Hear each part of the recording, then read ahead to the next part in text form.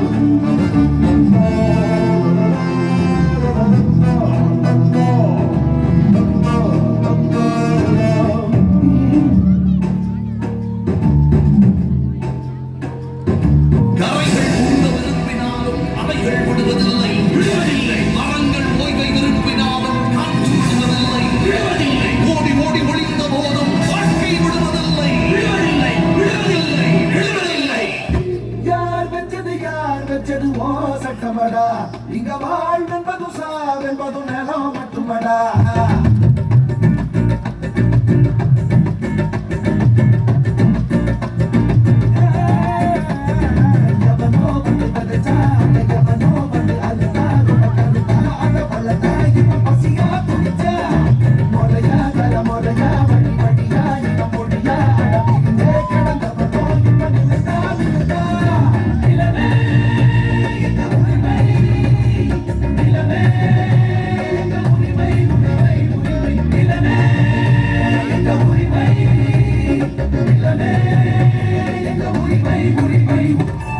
நிலம் வந்து கடிகாரம், நிலம் எங்களுக்கு வாழ்க்கை.